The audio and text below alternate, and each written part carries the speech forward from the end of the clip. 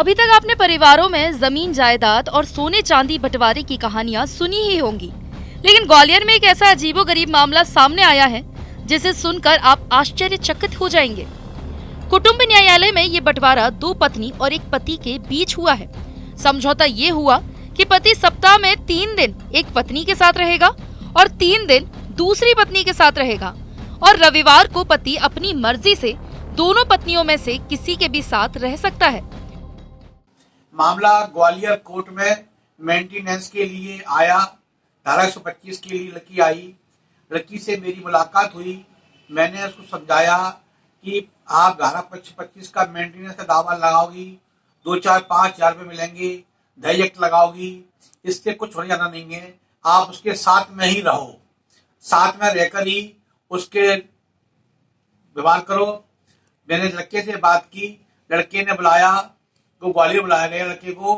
उसने बताया कि साहब मेरी पत्नी से संबंध अच्छे नहीं है और ये मेरे को व्यवहार अच्छा नहीं करती है, इस कारण मैंने दूसरी शादी कर ली है। अब मैं उसको नहीं छोड़ सकता हूँ, वो ही मेरे साथ रहेगी। अब इसके उपरांत लड़की को समझाया कि तुम भी गुड़गांव जाके रहो, और लड़की भी उस पत्नी को भी बात करी कि इसने तुम्हें धोखा दिया है। इसके उपरांत दोनों की काउंसलिंग करी गई। काउंसलिंग में ये तय किया गया कि दोनों को एक फ्लैट देगा लड़का, और 3 दिन दोनों के साथ रहेगा। दोनों को आधी तनख्वाह देगा। दोनों के जाकर 3 दिन खाना यहाँ खाएगा, 3 दिन खाना वहां खाएगा, और 3 दिन साथ में रहेगा। इस समझौते के बाद लड़की को लेकर वो ग्वालियर से गुड़गांव चला गया। दोनों के नाम फ्लैट कर दिया गया है। दोनों आपस में समझौता हो गया है। दरअसल पति हरियाणा में एक मल्टीनेशनल कंपनी में इंजीनियर है और उसकी 2018 में एक महिला के साथ शादी हुई थी।